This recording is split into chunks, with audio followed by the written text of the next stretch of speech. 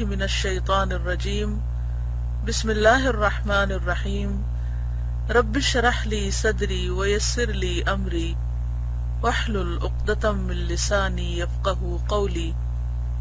منہاج القاصدین صفحہ نمبر 139، کتاب المعاش۔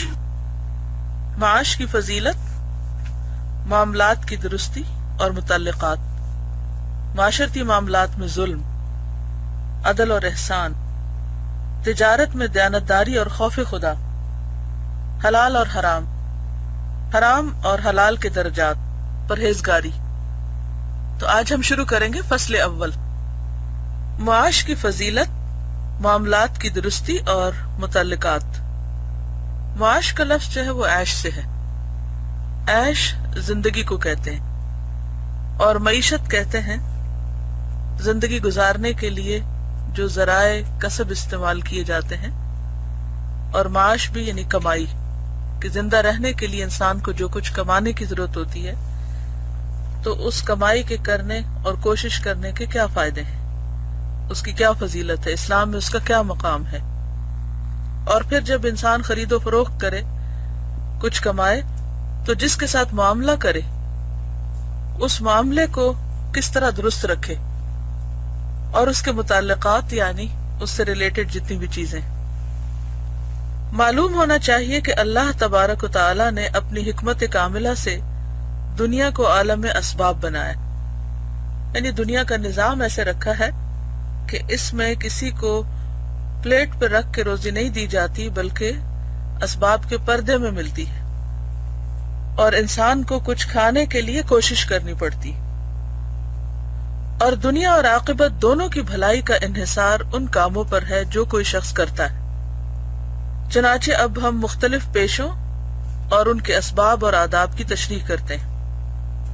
یعنی انسان کی دنیا اور آخرت اچھی نہیں ہو سکتی جب تک کہ انسان کی کمائی کا ذریعہ حلال نہیں ہوتا یا درست نہیں ہوتا، یا اس کی کوششیں صحیح سمت پر نہیں ہوتی۔ اللہ تبارک و تعالی نے فرمایا وَجَعَلْنَا النَّهَارَ مَعَاشًا، اور ہم نے دن کو کمائی کا وقت بنایا۔ تو دن کو معاش یعنی کمائی کا وقت یا کمائی کرنے کا ایک ذریعہ، گویا اسے احسان کے طور پر ذکر کیا ہے، یعنی دن کی روشنی ہم نے اس لیے دی، اور دن میں انسان کے لیے بہت سے اسباب اس لیے فراہم کیے، انسان جسمانی طور پر، ذہنی طور پر بھی چست ہوتا ہے، جو کام کاج کرنے کے قابل ہوتا ہے۔ تو یہ سب کچھ اللہ نے بندوں کے لیے ایک سبب بنایا اور ان کے لیے آسانی پیدا کی، اور یہ اللہ کا احسان ہے بندوں پر کہ اس نے دن بنایا ہے۔ نیز فرمایا وَجَعَلْنَا لَكُمْ فِيهَا مَعَائِشَ قَلِيلًا مَا تَشْكُرُونَ، اور ہم نے اس میں تمہارے لیے کمائی کے ذریعے بنائے، یعنی اس دنیا میں تم تھوڑا ہی شکر کرتے ہو۔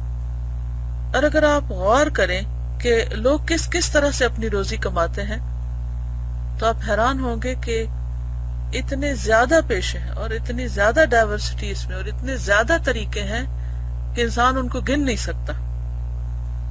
اور پھر یہ نہ صرف یہ کہ انسان بلکہ دیگر مخلوق جو ہے اس کو بھی آپ دیکھیں کہ مختلف پرندے، مختلف جانور مختلف چیزیں کھاتے ہیں، اور ان کو حاصل کرنے کے لیے مختلف طریقے استعمال کرتے ہیں۔ چڑیا کے روزی کمانے کا طریقہ اور ہے، شیر کے روزی کمانے کا طریقہ اور ہے، مچھلی کسی اور طرح سے اپنا رزق حاصل کرتی ہے۔ تو اسی طرح انسانوں کے لیے بھی رزق کمانے کے مختلف طریقے ہیں۔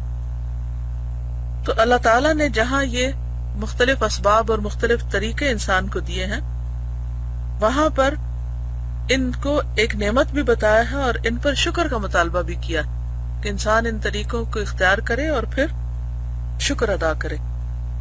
فرمایا لیس علیکم جناح ان تبتغوا فضلا من ربکم، تم پر کوئی گناہ نہیں ہے کہ تم اپنے رب کا فضل تلاش کرو، یعنی محنت کرو، کام کرو، کمائی کرو، رزق تلاش کرو۔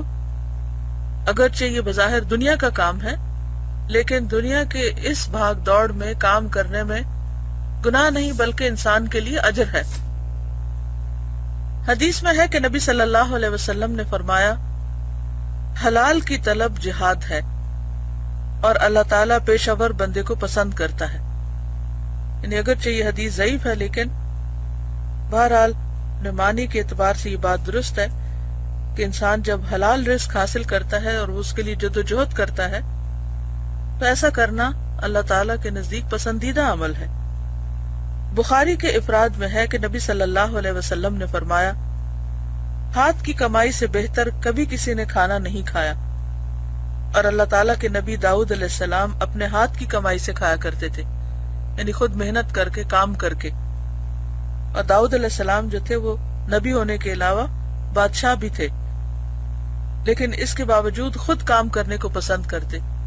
اس کے برعکس آپ دیکھیں کہ ہمارے ہاں خود کام کرنے کو عیب گردانا جاتا ہے. یعنی کس قدر افسوس کی بات ہے کہ دنیا میں جتنی بھی ترقی یافتہ قومیں ہیں ان کے ہاں خود کام کرنا اور کوئی بھی کام کرنا، چھوٹا کام یا بڑا کام، وہ باعث فخر ہوتا ہے، اسے برا نہیں مانا جاتا.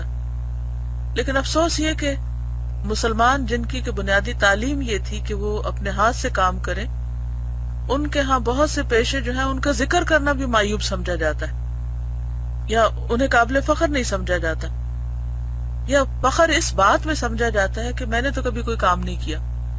لوگ بڑے فخر سے کہتے ہیں میں نے کبھی کھانا نہیں پکایا، کپڑے تو کبھی دھوئے نہیں، اور استری کرنا تو میرا کام ہی نہیں. اور اسی طرح دیگر کام بھی جو خواتین کے گھریلو کام ہیں ان کو بھی خود کرنا اپنی عزت اور اپنی شان کے خلاف سمجھا جاتا ہے.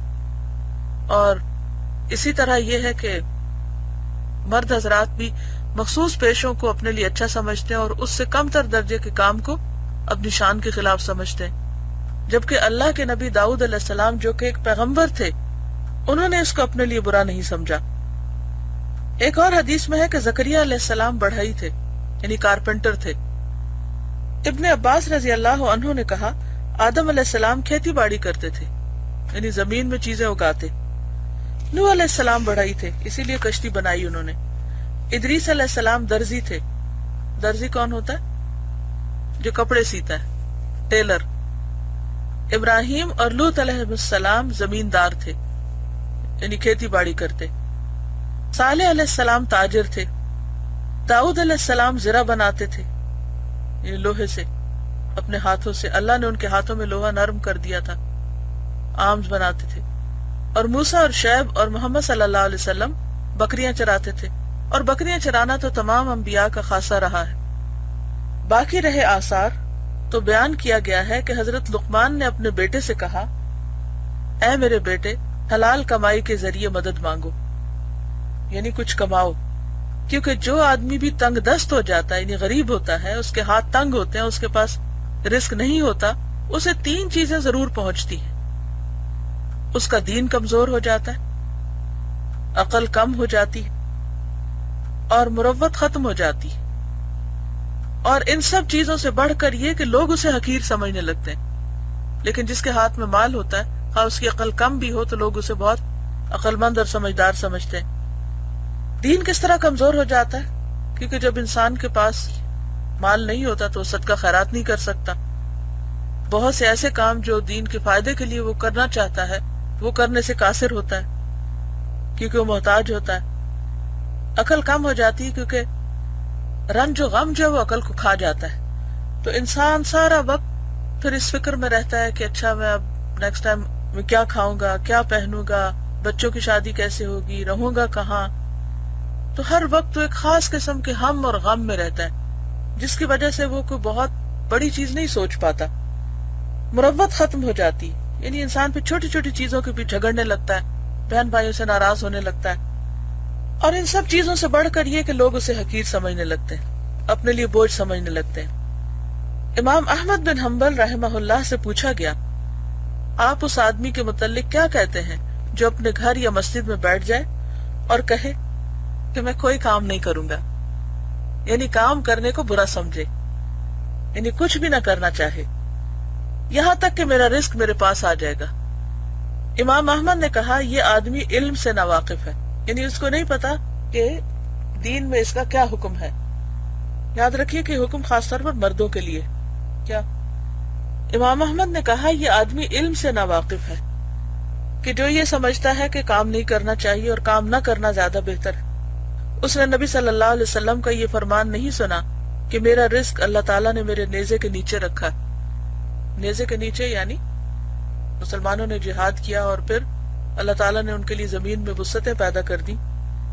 اور جب پرندوں کا ذکر فرمایا تو کہا وہ خالی پیٹ صبح کو جاتے ہیں اور پوٹے بھر کر شام کو واپس آتے ہیں، یعنی پیٹ بھر کر۔ پرندے کے پیٹ کو پوٹا کہتے ہیں، یعنی کوشش کرتے ہیں، بھاگ دوڑ کرتے ہیں۔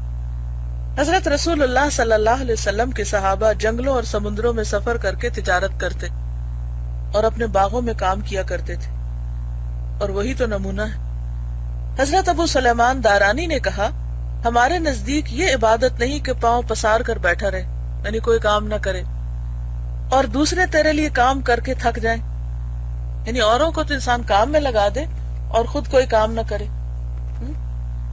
کیا مطلب؟ یہ پسندیدہ نہیں۔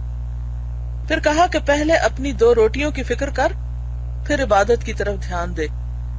اور اگر کہا جائے کہ حضرت ابو الدرداء رضی اللہ عنہ نے کہا میں نے تجارت اور عبادت دونوں کے متعلق کوشش کی تو دونوں اکٹھی نہ ہو سکی، اور میں نے عبادت کو اختیار کر لیا، تو جواب یہ ہے کہ ہم یہ کہتے ہیں کہ تجارت بذات ہی مقصود نہیں، بلکہ لوگوں سے بے نیاز ہونے، بال بچوں کی ضروریات پوری کرنے اور بھائیوں سے تعاون کرنے کے لیے ہے، یعنی اوروں کی مدد کرنے کے لیے۔ اگر مقصود مال جمع کرنا اور اس پر فخر کرنا ہو تو یہ بہت بری بات ہے۔ یعنی انسان اپنی ضرورت پوری کرنے کے لیے کسی بھی طرح کی کوشش اور محنت کرتا ہے تو وہ پسندیدہ ہے۔ تجارت میں 4 چیزوں کو ملحوظ رکھنا چاہیے: صحت، عدل، احسان اور دینی شغف۔ پہلی بات صحت کے متعلق، یعنی درست ہونی چاہیے۔ صحت سے مراد یہاں کسی کی بیماری سے صحت نہیں، بلکہ درست طریقے۔ اگر معاملہ تجارت ہے تو اس کے 3 رکن ہیں: بیچنے والا، بیچی جانے والی چیز اور لفظ، یعنی عبارت۔ بیچنے والا تاجر کو چاہیے کہ کسی دیوانے سے معاملہ نہ کرے، یعنی جس کے ہاتھ چیز بیچے وہ عقل مند ہو، کیونکہ وہ غیر مکلف ہے اور اس کی بیع صحیح نہیں، یعنی اس کا تجارت کرنا درست نہیں، کیونکہ وہ بیچارہ نادان زیادہ قیمت دے یا نہ دے سکے، یا اس کو وہ چیز ضرورت ہی نہ ہو، تو اس کو کیا پتا وہ کیا خرید رہا ہے اور کیا بیچ رہا ہے۔ تو وہ یا تو دھوکہ دے دے گا یا دھوکہ کھا لے گا۔ دھوکہ اس بیچارے نے کیا دینا، تو دھوکہ کھائے گا ہی اور اپنا آپ لٹا بیٹھے گا، یا یہ ہے کہ معاملہ کر لے گا اور اس کے بعد شاید قیمت نہ ادا کر سکے۔ نہ غلام سے معاملہ کرے، کیونکہ وہ بھی اپنی مرضی کا مالک نہیں ہوتا۔ خیر آج کل تو غلام ہوتے نہیں، لیکن پھر بھی حکم موجود ہے جب تک اسے اس کے مالک کی اجازت نہ ہو۔ اسی طرح بچے سے معاملہ نہ کرے مگر یہ کہ اس کے باپ یا وصی نے اجازت دے رکھی ہو۔ اسی لیے آپ دیکھتے ہیں کہ بہت سے ممالک میں بچے جو ہیں وہ خود بذات خود بہت سی چیزوں کی خرید و فروخت یا پلان نہیں لے سکتے، ان کے لیے ان کے پیرنٹس کا ہونا یا کسی گارڈین کا ہونا ضروری ہے۔ مثلا بینک میں اکاؤنٹ نہیں کھول سکتے یا اسی طرح کی کچھ ٹرانزیکشنز وغیرہ نہیں کر سکتے۔ اس صورت میں وہ اجازت والے غلام کی طرح ہوگا۔ امام شافعی کے نزدیک بچے کی بیع صحیح نہیں ہے۔ نابینا کا معاملہ ہمارے نزدیک صحیح ہے، اس کا بیچنا اور خریدنا درست ہے، یعنی نابینا شخص اگر بزنس کرتا ہے تو ٹھیک ہے، لیکن امام شافعی کے نزدیک صحیح نہیں، کیونکہ ہو سکتا ہے کہ اس کو جو پیسے دیے جائیں وہ کھوٹے ہوں، یا جو کچھ لکھ کر دیا جائے وہ خود پڑھ نہ سکے اور کوئی دوسرا اسے غلط پڑھ کر سنا دے۔ ظالم آدمی اور جس کا اکثر مال حرام ہو، اس سے صرف ایسی چیزوں میں معاملہ کرنا چاہیے جنہیں معین طور پر حلال جانتا ہو۔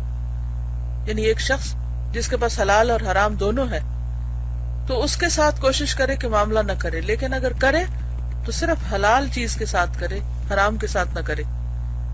دوسرا رکن بیچی جانے والی چیز ہے، اور یہ وہ مال ہے جس کو ایک سے دوسرے کی طرف منتقل کرنا مقصود ہے، یعنی جو چیز پیسوں کے عوض دوسرے کے حوالے کی جائے گی، مثلا کھانے پینے کی کوئی چیز ہے یا پہننے کی ہے یا کوئی بھی گڈز جو ہے۔ اس میں کیا ہے، کتے کی بیع جائز نہیں، یہ کتا نہیں خرید بیچ سکتے کیونکہ وہ نجس العین ہے۔ البتہ خچر اور گدھے کی بیع جائز ہے، چاہے ہم انہیں پاک کہیں یا پلید، کیونکہ بعض کے نزدیک یہ بھی پاک نہیں۔ زمین کے کیڑوں مکوڑوں اور گانے بجانے کے آلات اور مٹی کی بنائی ہوئی مورتیوں وغیرہ کی بیع بھی ناجائز ہے. نیز ان چیزوں کی بیع بھی جائز نہیں، یعنی بیع کا مطلب تجارت، خرید و فروخت، جن کو شرعی طور پر خریدنے والے کے سپرد نہیں کر سکتا، جیسے ہوا میں پرندہ. اب اگر کوئی شخص کوئی چڑیا اڑتی ہوئی جا رہی اور اسے کہے کہ میں یہ تمہیں بیچتا ہوں، اس کے پیسے مجھے دے دو، تو چڑیا تو اڑ کے کہیں چلی گئی، تو اڑتی ہوئی چڑیا یا اڑتے ہوئے پرندے کی تجارت نہیں کی جا سکتی جب تک کہ وہ چڑیا کسی کے ہاتھ میں نہ ہو اور وہ دوسرے کے سپرد نہ کر دے. یا بھاگا ہوا غلام، اب تو غیر غلاموں کی تجارت نہیں ہوتی. لونڈی غلام کی خرید و فروخت میں چھوٹے بچے کے بغیر صرف ماں کو یا ماں کے بغیر صرف چھوٹے بچے کو بیچنا شرعی طور پر منع ہے. یہ نیچے انہوں نے حاشیے میں بھی دیا ہے، لونڈی غلام کی بیع کے مسائل اب خارج از بحث ہیں، لہذا کوئی اب مجھ سے اس پہ سوال نہ کرے. تیسرا رکن لفظ ہے اور وہ ایجاب و قبول ہے، جیسے نکاح میں ایجاب و قبول ہوتا ہے. اور اگر قبول ایجاب سے پہلے ہو، یعنی بیچنے والے نے بیچے نہیں اور پہلے کوئی کہے کہ میں نے لے لیا، بس میں نے خرید لیا اس کو، تو ایک روایت کے مطابق بیع جائز نہیں، لیکن دوسری روایت کے مطابق درست ہے. یہ صورت بھی درست ہوگی کہ خریدار زبان سے کچھ کہے بغیر تاجر کو شے مطلوب کی قیمت دے دے اور بیچنے والا چیز اس کے ہاتھ میں دے دے. یہ امام احمد بن حنبل کا مسلک ہے. مثلاً آپ دیکھتے ہیں کہ آپ کسی گروسری سٹور پہ جاتے ہیں، آپ چیزیں اٹھاتے ہیں، لا کے کاؤنٹر پہ رکھتے ہیں اور وہ اس کا حساب کتاب کرتا ہے، یعنی بیچنے والا، اور آپ اس کو پیسے پکڑاتے ہیں. نہ وہ آپ سے کوئی بات کرتا ہے نہ آپ اس سے کرتے ہیں.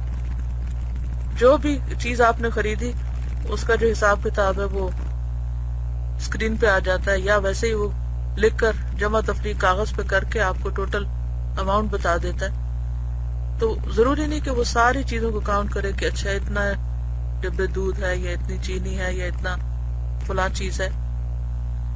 لینے والے کو بھی پتا ہوتا ہے وہ کیا لے رہا ہے، اور دینے والے کو بھی پتا ہوتا ہے، اور قیمت بھی پہلے سے لگی بھی ہوتی ہے. تو ایسی صورت میں ضروری نہیں کہ منہ سے بول کر ہی کچھ خریدا اور بیچا جائے، بغیر بولے بھی کام چل جائے گا. قاضی ابو یعلا نے کہا ایسی بیع صرف چھوٹی اور معمولی چیزوں میں جائز ہے، یعنی روزمرہ کی چیزیں، اور یہ سب سے زیادہ صحیح قول ہے. یعنی قیمتی چیزوں کی خرید و فروخت میں احتیاط کا تقاضا یہ ہے کہ باقاعدہ ایجاب و قبول ہو، یعنی لکھا جائے جیسے رسید وغیرہ بنتی ہے، تاکہ اختلاف کا شبہ باقی نہ رہے. مثلا گولڈ خرید رہے ہیں آپ، یا زمین خرید رہے ہیں یا مکان بیچ رہے ہیں. اللہ تعالیٰ نے سود کے معاملے میں بڑی سختی کی ہے، لہذا سود میں پڑنے سے ڈرے، ہاں وہ بزنس کے لیے ہو یا پھر گھروں کے لیے. سود کی دو قسمیں ہیں، ربا بالفضل یعنی اصل رقم سے زیادہ لینا، فضل کہتے ہیں نا زائد کو، تو ربا کہتے ہیں سود کو، اور ربا النسیئہ یعنی سودی چیزوں کا ادھار کے ساتھ تبادلہ. ان سب باتوں کو جاننا چاہیے اور جن صورتوں میں سود پایا جاتا ہے ان سے بچنا چاہیے. علاوہ ازیں پیشگی رقم دے کر چیز خریدنے کی شرائط، یعنی پیسے پہلے دے دیے اور پھر اس کے بعد مال ہاتھ آیا. اجارہ یعنی کرایہ وغیرہ، اور مزاربت ایک کا پیسہ دوسرے کی محنت، یعنی جسے شراکت ہوتی ہے. اور شراکت وغیرہ کے اصول معلوم ہونے چاہیے، کیونکہ ہر کمائی کرنے والے کو ایسی خرید و فروخت سے واسطہ پڑتا ہی رہتا ہے. وآخر دعوانا ان الحمد للہ رب العالمین. سبحانک اللہم و بحمدک، نشہد ان لا الہ الا انت، نستغفرک و نتوب الیک.